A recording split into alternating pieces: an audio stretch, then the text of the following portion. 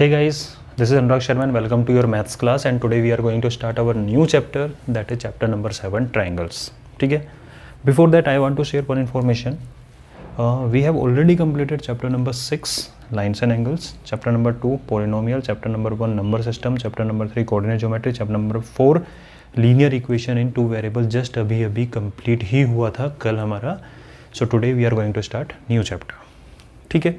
तो अगर कोई भी चैनल को फर्स्ट टाइम देख रहा है तो उसको बता देते हैं, 9th क्लास की प्लेलिस्ट में आप चेक कर लीजिए. लेक्चर बाय लेक्चर आपको चैप्टर मिल जाएंगे सीक्वेंस में and we are explaining each and every question of NCERT, each and every example of NCERT. तो आपको कहीं भी मिस करने की रिक्वायरमेंट नहीं होगी, कहीं भी और चीज़ें कुछ भी नहीं देखना है, सारा यहाँ पे चल रहा है. ठीक है. तो like the video, share the video after the class and subscribe the channel if you have not done till now. चलो स्टार्ट करते हैं. चैप्टर नेम है ट्राइंगल्स. ठीक है. एंड फर्स्ट टॉपिक मैंने लिया कॉन्ग्रुएंस ऑफ ट्राइंगल्स. और कॉन्ग्रुएंस ऑफ ट्राइंगल जो याद करो, अपने 7th क्लास में एक चैप्टर था कॉन्ग्रुएंस ऑफ ट्राइंगल, होता है 7th क्लास के अंदर. अगर आपका वो बेसिक अच्छे से क्लियर है 7th क्लास वाला, तो मान के चलिए कि आपका 50% पार्ट तो हो गया इस चैप्टर का. ठीक है. अगर किसी का नहीं भी है तब भी कोई प्रॉब्लम नहीं है, तो हम समझ सकते हैं इस चीज़ को. अगर वो वाला चैप्टर आपने नहीं किया है तब भी कोई प्रॉब्लम नहीं. यहाँ मैं बिल्कुल बेसिक से बताऊँगा तो आपको वो चीज़ें कवर हो जाएगी सारी की सारी. ठीक है. तो स्टार्ट करते हैं इस चैप्टर को. एक बार मैं इसको रब कर देता हूँ, उसका चैप्टर स्टार्ट करते हैं आपका.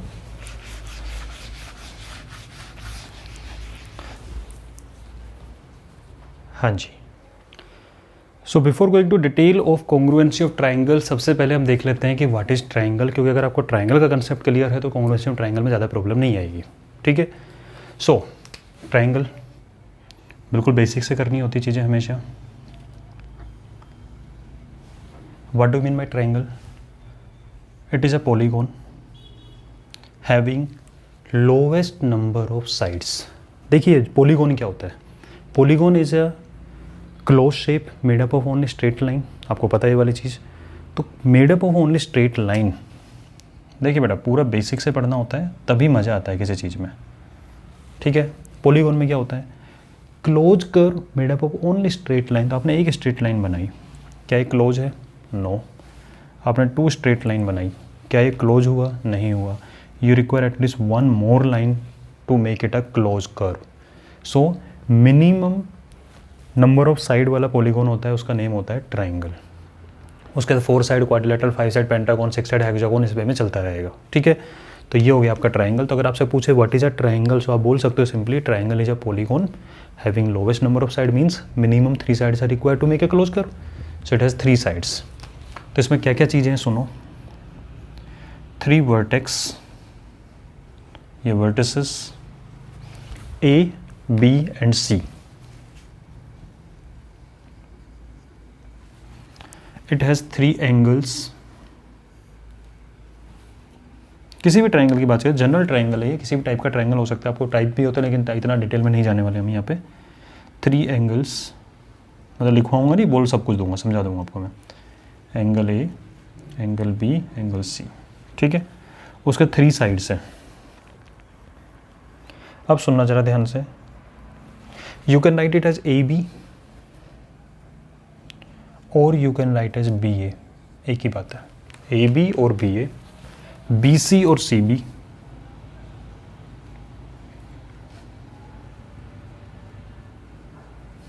एंड थर्ड इज AC और CA. So these 3 are side. AB, BC, CA किसी वे में लिख सकते हो, सीक्वेंस से कोई प्रॉब्लम नहीं आएगी. ये हो गया एक जनरल ट्राइंगल. तो टाइप्स ऑफ ट्राइंगल क्या होते हैं? Acute angle triangle if each angle is acute in a triangle, acute angle triangle. obtuse angle triangle if at least one angle is obtuse, it's obtuse angle triangle. Right angle triangle if one angle is 90 degree, it's a right angle triangle. So these are the types of triangles. Clear है वाली चीज़ है. तो ये हो गया आपका triangle का topic. इतना काफ़ी इन्फॉर्मेशन. और ट्राइंगल होता भी इतना सा है यार. ठीक है. छोटा सा तो शेप है, 3 वर्टिसेस हैं, 3 एंगल्स हैं, 3 साइड है. तो अब क्या हो जाएगा इस चैप्टर में इतना डिटेल के अंदर. ठीक है ना. अब बात करते हैं कॉन्ग्रुएंसी ऑफ ट्राइंगल. ये आपने नोट कर लिया होगा. Congruency of triangle. अरे बोले यार ऑफ ट्राइंगल छोड़ो ना, पहले ये तो बता दो सर कॉन्ग्रुएंसी क्या होता है. ठीक है. उसके बाद देखेंगे ना कॉन्ग्रुएंसी ऑफ ट्राइंगल क्या चीज़ है. पहले कॉन्ग्रुएंसी तो बताओ, ठीक है। तो हमने वर्ड को पूरा ब्रेक किया, कॉन्ग्रुएंसी ऑफ ट्राइंगल टॉपिक में पहले ट्राइंगल को समझा। Now I am going to explain you congruency. Congruency क्या होता है समझना अच्छे से। ये तो मार्कर आपको दिख रहे हैं और आई थिंक ये सेम कंपनी के हैं, ठीक है, बिल्कुल सेम साइज़ है इनका, शेप बिल्कुल सेम, बस कलर डिफरेंट है।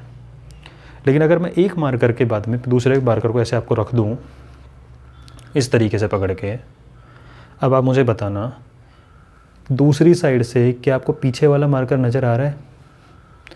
हालांकि मेरे पकड़ने की गड़बड़ी की वजह से हो सकता है आपको नज़र आ रहा हो, लेकिन आप अगर इसको ऐसे करेंगे तो दूसरा मार्कर पीछे वाले के मतलब उसके पीछे बिल्कुल छुप गया कम्प्लीटली, यानी कि इस मार्कर ने इस मार्कर को कम्प्लीटली कवर कर लिया। मान लीजिए अगर इनका साइज़ अलग अलग होता, ठीक है, या शेप अलग अलग होती, क्या कम्प्लीटली कवर कर पाता है इसको? नहीं कर पाता। एक काम करो, अभी प्रैक्टिकली करना है इस चीज़ को, ठीक है। चाहे तो वीडियो को पॉज करके कॉइन लेके आ जाओ अपने पास में, ठीक है। 1 रुपीज़ के 2 कॉइन लेके आओ जो एक जैसे दिखते हो। अब उसके ऊपर दूसरे कॉइन को रखो उठा के और हाथ में ऐसे पकड़ो और ऐसा देखो। अगर आपको एक कॉइन के पीछे दूसरा वाला कॉइन दिखाई नहीं दे रहा होगा बिल्कुल भी, अगर वो बिल्कुल सेम होंगे तो, ठीक है।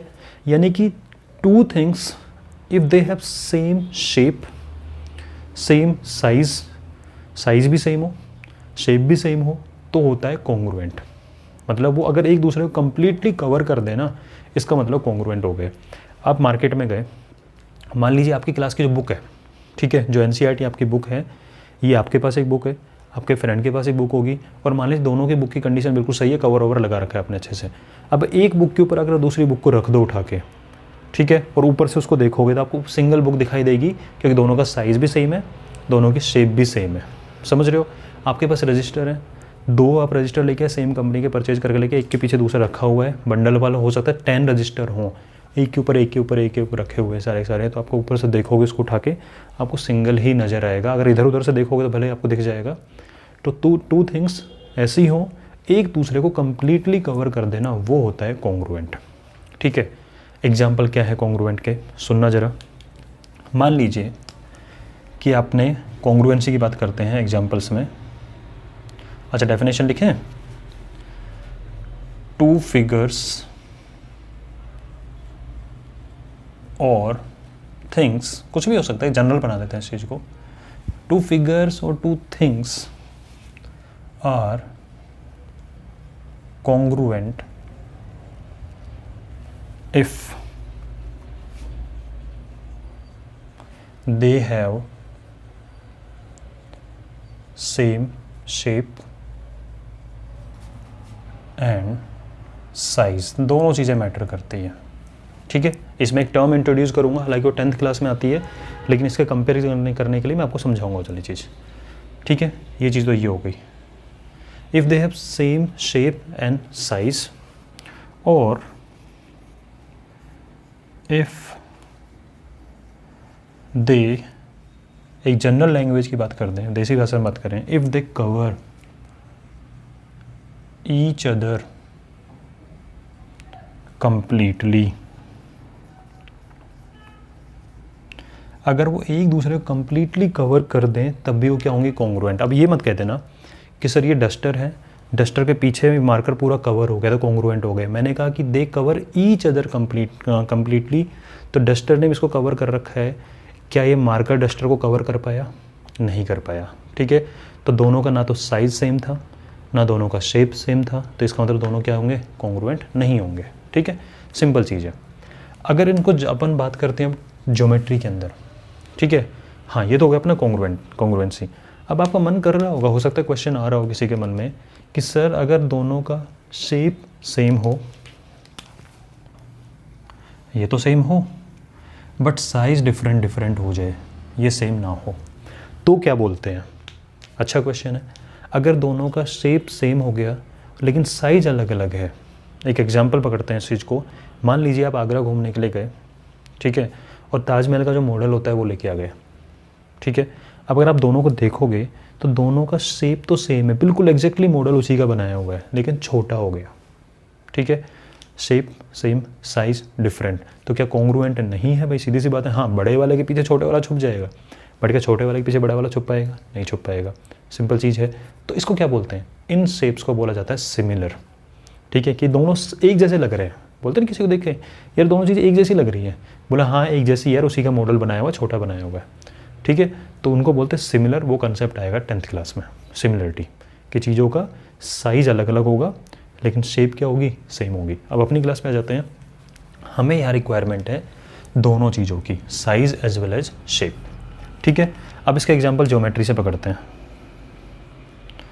आपने एक सर्किल ड्रॉ किया, ठीक है, एक दूसरा सर्किल ड्रॉ किया, मान लीजिए इसकी रेडियस थी 3 सेंटीमीटर, आप प्रैक्टिकली करके देख सकते हो इस चीज़ को, और आपने दूसरा सर्किल बनाया, उसकी रेडियस भी 3 सेंटीमीटर है। अब क्या करो, सीजर लो, सीजर लेके इस सर्किल को कट कर लो पूरा, बिल्कुल बाउंड्री के साथ में अच्छे से, कहीं बाहर नहीं कहीं अंदर नहीं, पूरा बाउंड्री पे एग्जैक्टली कट करना है। ऐसे ही इसको भी कट कर लो, इसको उठा के अगर मैं इसके ऊपर रख दूँ, ठीक है, तो क्या एक दूसरे का एग्जैक्टली कवर करेंगे, बिल्कुल करेंगे। क्यों, दोनों का शेप भी सेम है, this is circle, this is circle, दोनों का साइज़ भी सेम है, ये भी 3 सेंटीमीटर रेडियस का है, 3 सेंटीमीटर रेडियस का है, एक दूसरे को कवर करेंगे, ठीक है। तो these are congruent, yes these are congruent. एक आपने बनाया इस बार 2 सेंटीमीटर का, एक आपने बनाया बड़ा 4 सेंटीमीटर का। Are they having same shape, yes this is circle, this is circle, वो तो ठीक है। क्या साइज़ दोनों का सेम है, नहीं, बोले छोटा है बड़ा है, बड़े वाले को कट करके छोटे के ऊपर रखेंगे तो कवर कर देगा, लेकिन छोटे को रखेंगे तो बड़ा कवर नहीं हो पाएगा, कुछ ऐसा नजर आएगा,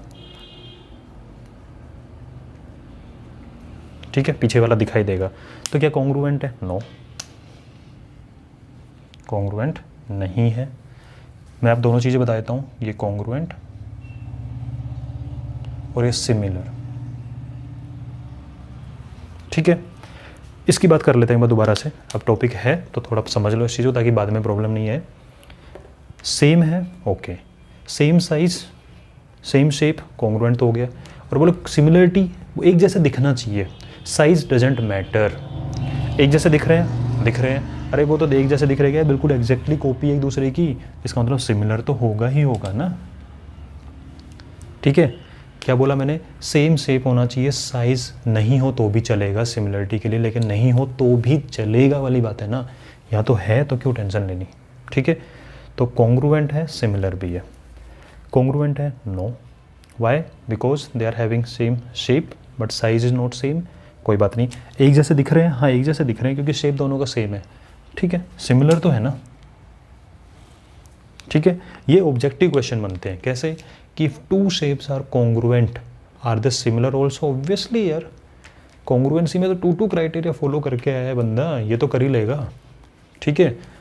if two things are not congruent can they be similar, हो सकती है, मे और मे नॉट बी, यहाँ हो गया, ठीक है, कहीं पे नहीं होगा, वो भी देखते हैं एग्जाम्पल के साथ में।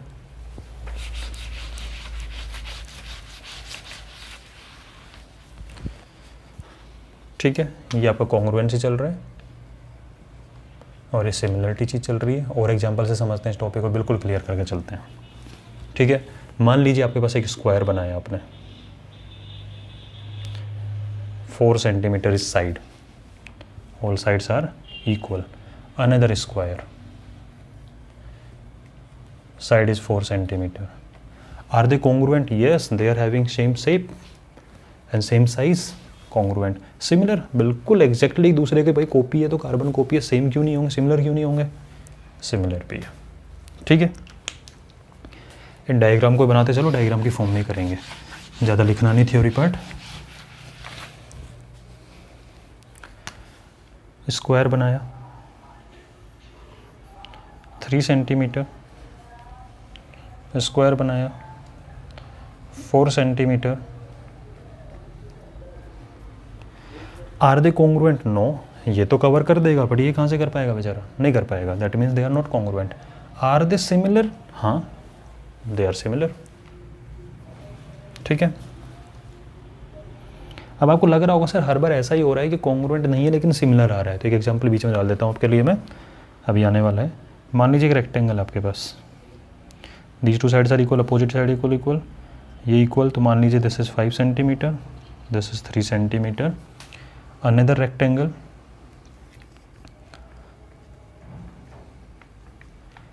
5 सेंटीमीटर 3 सेंटीमीटर, एग्जैक्टली एक दूसरे की कार्बन कॉपी है। इस वर्ड पे ध्यान देना, एग्जैक्टली एक दूसरे की कार्बन कॉपी है, दे आर कॉन्ग्रुएंट। सिमिलर, अरे एक जैसे क्या दिख रहे हैं, तो एक जैसे क्या एक ही है, ये बोल दो एक ही तो है, तो सिमिलर तो है ही है ना, ठीक है। अब बात करते हैं उस एग्जाम्पल की कि कॉन्ग्रुएंट नहीं है and neither similar nor congruent.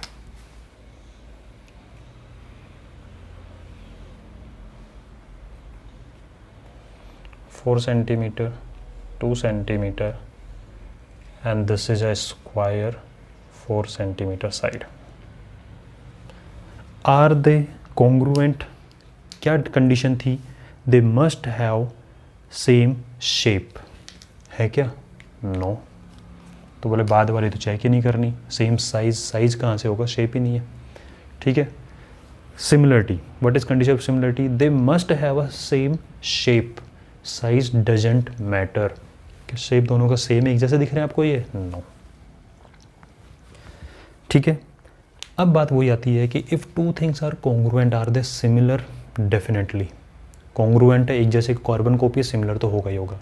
If two things are not congruent are they similar? Maybe और मे नॉट बी, ठीक है। तो अब आपको समझ में आ गया होगा कॉन्ग्रुएंसी का कंसेप्ट के एग्जांपल क्या है। टू सेम साइज की, सेम ब्रांड की, सब कुछ अगर बिल्कुल सभी सही है तो 2 बुक्स, 2 रजिस्टर्स, 2 रुपीज़ के कॉइन सेम वाले हों, सेम ईयर के अंदर मिंट हुए हों, ठीक है, बने हुए हैं सेम ईयर के, वही दूसरे कॉन्ग्रुएंट होते हैं।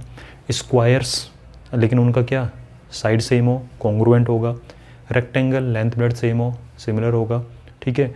उसके बाद में सर्किल, रेडियस सेम, कॉन्ग्रुएंट होगा, ठीक है। ये वाली चीज़ें कॉन्ग्रुएंट वाली चल रही हैं सारी। अब बात करते हैं आज के मेन टॉपिक पे, and that is congruency of triangle, right. Condition same रहने वाली है, whether it's a rectangle, whether it's a square, whether it's a circle और it's a triangle, they must have a same shape and they must have a same size, then only they will be congruent. अब अगर आपने 7th class को अच्छे से पढ़ा हो, ठीक है, तो आपको प्रॉब्लम नहीं आई, क्योंकि ये टॉपिक ऑलरेडी कवर हो चुका है, बहुत डिटेल में हुआ है 7th में, ठीक है। 9th क्लास में तो आप ये मान चलो उसकी एप्लीकेशन आई है, ठीक है भाई।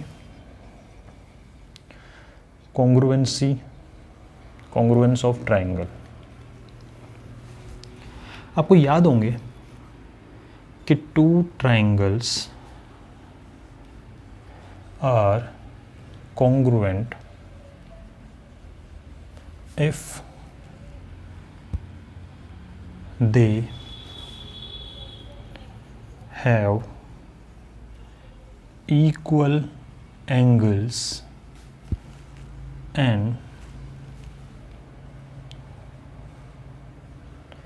equal corresponding sides. Equal corresponding sides. याद आ रही कुछ definition? 2 triangles are congruent if they have equal angles and equal corresponding sides. For example,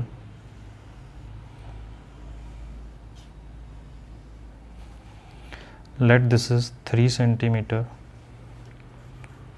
4 centimeter, 5 centimeter and this is 90 degree. Triangle A, B and C. You have another right angle triangle P, Q, R. This is 4 centimeter, 3 centimeter and 5 centimeter. They have equal angles and equal corresponding sides. Equal corresponding 4 centimeter 4 centimeter, 3 centimeter 3 centimeter, 5 centimeter 5 centimeter. कुछ criteria याद आ रहा है? S S S, S A S, A S A, R H S. कुछ criteria याद आया? नहीं आया तो एक काम करना, रिवीजन करने के लिए, क्योंकि देखो खुद की स्टडी करना ज़्यादा बेटर रहता है।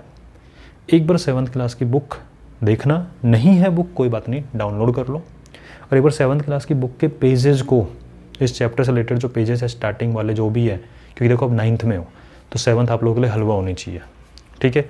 उन पेजेस को रीड करके ज़रा ट्राई करना, अपने आप से इन्फॉर्मेशन लेने की वहाँ से कि ये क्राइटेरिया कैसे अप्लाई होता था, मैं तो बताऊंगा डिटेल में, लेकिन बात ये आती है अगर खुद से करके आओगे तो क्लास में और मज़ा आएगा, ठीक है। तो क्या हुआ, they have corresponding sides equal, बिल्कुल है इक्वल, तो एंगल ऑटोमेटिकली इक्वल हो जाएंगे, ठीक है। तो ये दोनों क्या है एक दूसरे के कॉन्ग्रुएंट, और कॉन्ग्रुएंट का सिंबल होता है ये, जो कि आपको मालूम होना चाहिए, यू मस्ट नो दिस, ठीक है। अब मैं एक चीज़ लिख रहा हूँ, triangle A B C is congruent to triangle P Q R, A B C is congruent to P Q R, ये सही है, बिल्कुल करेक्ट है, कोई प्रॉब्लम नहीं है। And what is the criteria we have used, A B equal to P Q, B C equal to Q R and A C equal to P R. पूरा detail में बताऊंगा, आज तो सिर्फ आपका इंट्रोडक्शन चल रहा है, देख रहा हूँ आपको कितना आता है। और जिस जिसको प्रॉब्लम हो रही होगी ना इस क्लास के अंदर, तो उसका मतलब 7th का बेस हिला हुआ है अच्छे से, इसलिए बोल रहा हूँ बुक को उठा के वहाँ से एक बार स्टडी करके आना नेक्स्ट क्लास से पहले। ये बना बाई एस एस एस। क्या मैं इसको ऐसे लिख सकता हूँ भाई, ट्राइंगल को मैं पी क्यू आर बोलूँ, या मैं Q P R R P Q बोलूँ, और you can say R Q P, नाम तो कुछ भी रख सकते हो ट्राइंगल का, भाई पी क्यू आर ट्राइंगल है, आप इसको R Q P Q R P कैसे भी बोल सकते हो ट्राइंगल को, इसमें तो कोई मिस्टेक नहीं है। बट क्या मैं इसको ऐसे लिख सकता हूँ, triangle A B C is congruent to triangle Q P R, A B C Q P R, this is wrong. बात तो आपने बोलोगे सर इसमें क्या प्रॉब्लम हो गई, भाई ट्राइंगल ए बी सी है और ये ट्राइंगल, दोनों ट्राइंगल है, कॉन्ग्रुएंट भी है, तो हम नाम तो कुछ भी रख सकते हैं इसका, क्यू पी आर लिख सकते हैं, लेकिन वाई दिस इज़ रॉन्ग। यही तो फंडा है कि जो क्राइटेरिया अप्लाई होता है उसको अप्लाई करने का एक मेथड होता है, ठीक है। वो मेथड मैं डिटेल में बताऊँगा, आज की क्लास में अगर सब कुछ घुसा दिया तो कन्फ्यूज हो जाओगे बस, लेकिन आज आपका दिमाग को थोड़ा हिलाना था कि ताकि ये चीज़ आप एक बार देख के आओगे खुद से, ठीक है। How to write this criteria, अब मैं एक बार क्राइटेरिया का नेम लिख देता हूँ,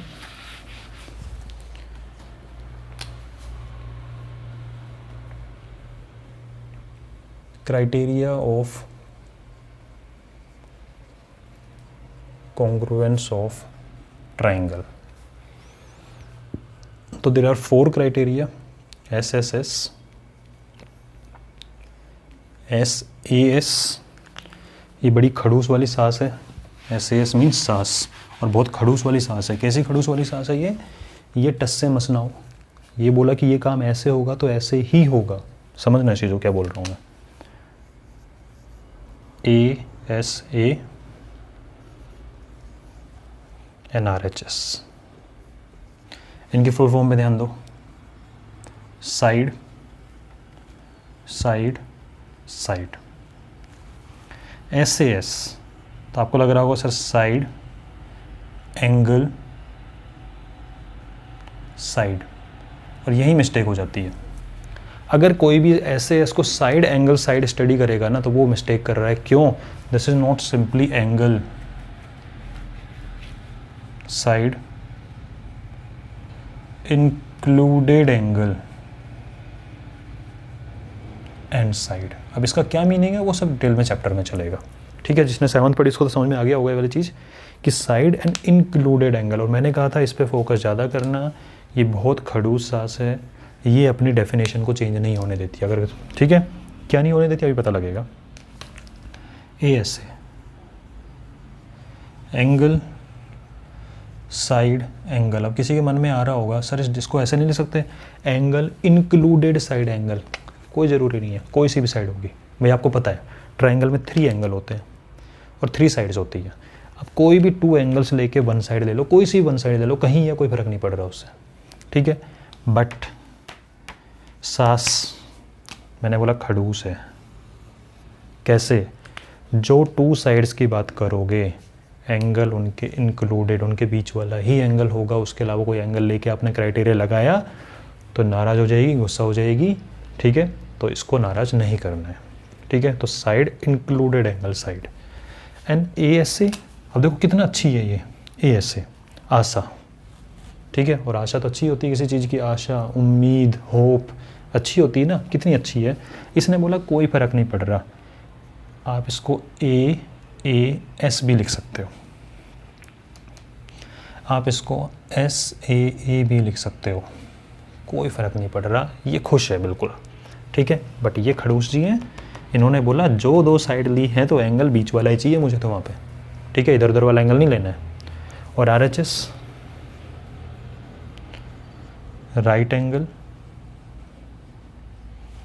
H हाइपोटेन्यूस, S साइड, कोई सी भी साइड चलेगी।